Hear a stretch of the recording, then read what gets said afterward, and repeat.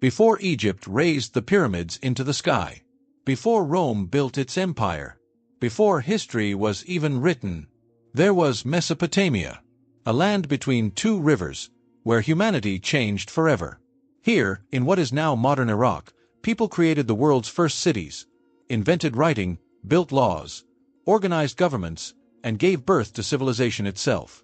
But the same land that created civilization also witnessed its first great collapse. And its warning still echoes today. Today, Baghdad is known for war, invasion, and political turmoil. But thousands of years ago, this region was the center of the human world. Between the Tigris and Euphrates rivers, fertile plains allowed early humans to settle permanently for the first time. Villages became towns. Towns became cities. And cities became powerful civilizations. This region became known as Mesopotamia, the land between rivers. And buried beneath its deserts lies one of the most important cities in human history. Travel southeast from Baghdad, and strange mounds rise from the horizon. To most people, they appear to be ordinary hills. But they are not natural. These are tells, artificial mounds formed by thousands of years of human habitation.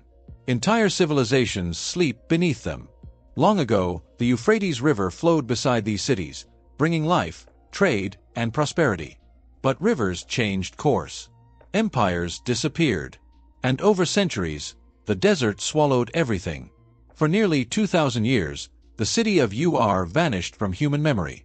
Until mysterious artifacts began appearing in local markets. Ancient seals. Broken statues. Clay tablets carved with strange symbols nobody could understand. Then, during the 19th century, scholars finally deciphered the writing. And humanity made a shocking discovery. These symbols were not decorations. They were words. The world's first writing system, Cuneiform. Suddenly, voices from 5,000 years ago began speaking again. And among the ruins near Nazariah, archaeologists identified something extraordinary. They had found Ur, the legendary city connected to Abraham himself, a place older than almost anything humanity had ever uncovered. In the 1920s, a British archaeologist named Leonard Woolley arrived to excavate the site. His team included Max Mallowan and his future wife, the renowned novelist Agatha Christie. The whole world watched. What Woolley discovered stunned everyone. Ur was not a small settlement. It was a massive urban center of the early Bronze Age. At its peak, around 65,000 people lived there, making it one of the largest cities on Earth at that time. Excavations continued for nearly 14 years, revealing that Ur had been inhabited continuously from roughly 500 BC to 500 BC. 4,500 years of human history, layered beneath the dust. But then Woolley uncovered something even more astonishing. A royal cemetery. Inside the tombs were treasures beyond imagination. Gold crowns, silver vessels, jewelry covered in lapis lazuli and precious stones, musical instruments, weapons, royal chariots. It looked as if an entire lost world had been frozen in time. But one tomb revealed something deeply disturbing. The tomb of Queen Puabi.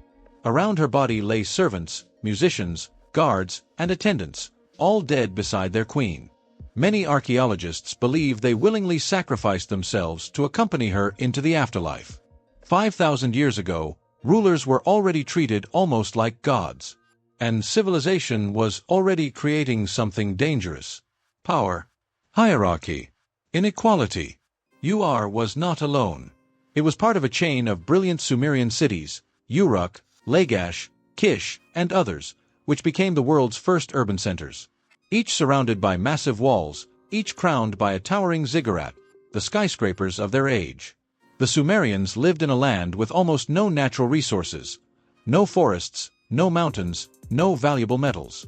Yet they revolutionized agriculture and irrigation. By controlling the waters of the Tigris and Euphrates, they dramatically increased food production. This agricultural surplus changed everything. For the first time, not everyone needed to farm. Society could now support mathematicians, engineers, priests, astronomers, administrators, and soldiers. The Sumerians developed foundational principles of mathematics and astronomy. But their most famous invention was writing, cuneiform. At first, It was used for accounting and trade. But eventually, humans began recording laws, religion, literature, and history itself. Civilization could now remember.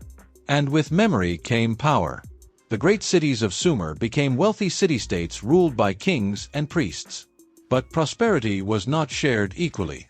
Ancient tablets reveal a society deeply divided between rich and poor.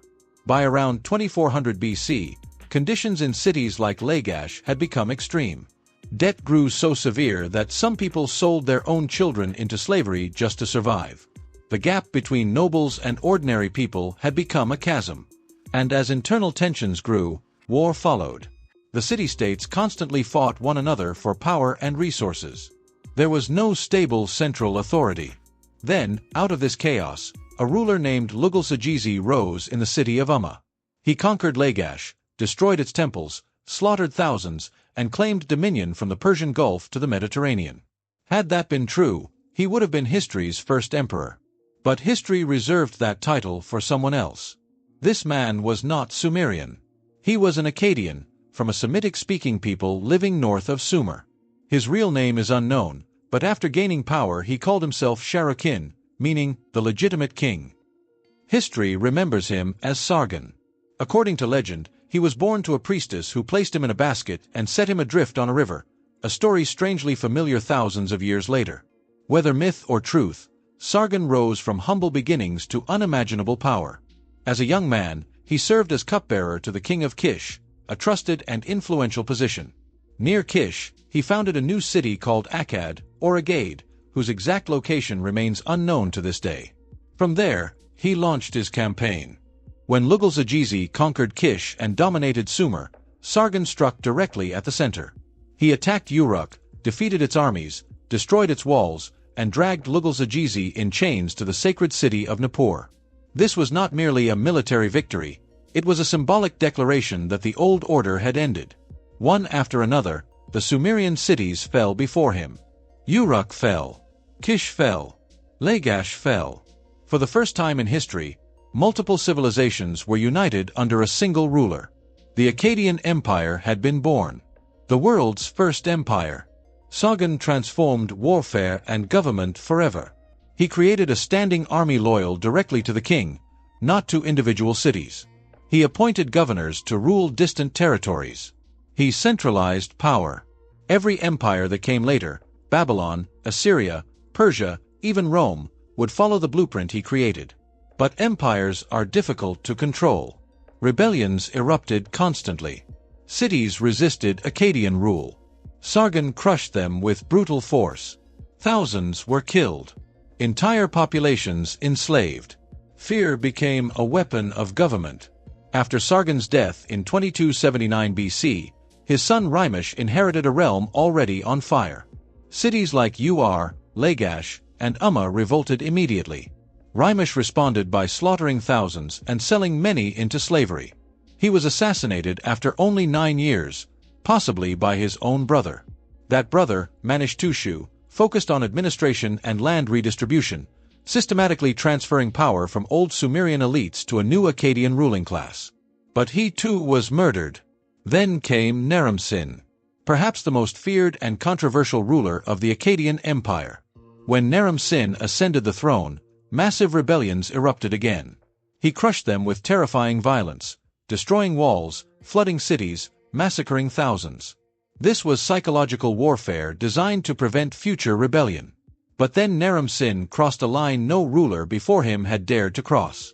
He declared himself a living god, not chosen by the gods, not protected by them. A god himself. Temples were built in his honor. People worshipped him. His monuments showed him towering above ordinary humans beneath the stars, a divine being among mortals. Under Naram-Sin, the Akkadian Empire reached its greatest extent. Trade stretched to Iran, Anatolia, and the Indus Valley. Art and architecture flourished. It appeared unstoppable. But no empire conquers nature forever. Around 2200 BC, catastrophe struck. A massive climate disaster swept across the region, now known to scientists as the 4.2 kilo-year event. Rainfall collapsed. Rivers shifted. Canals dried up. Harvests failed. The entire irrigation system holding Mesopotamia together began breaking apart. Famine spread. Trade collapsed. Cities emptied. Ancient cuneiform tablets describe chaos, starvation, and mass migration. People fled their homes.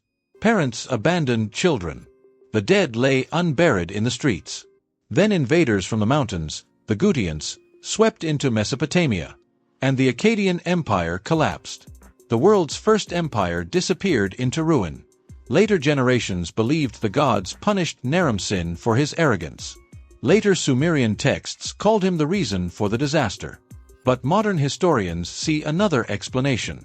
Overexpansion, political instability, economic inequality, environmental collapse.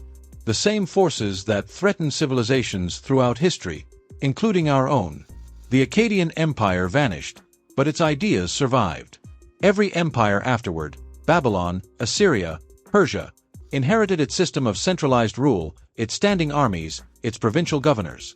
And Sumer itself rose again after the Gutians, establishing the third dynasty of Ur, another golden age. But by then, the world had changed forever. Civilization was no longer the story of independent cities. It had become the story of empires. Today, the ruins of Ur still remain beneath the desert sky. Silent reminders that no civilization lasts forever. Not kings. Not empires.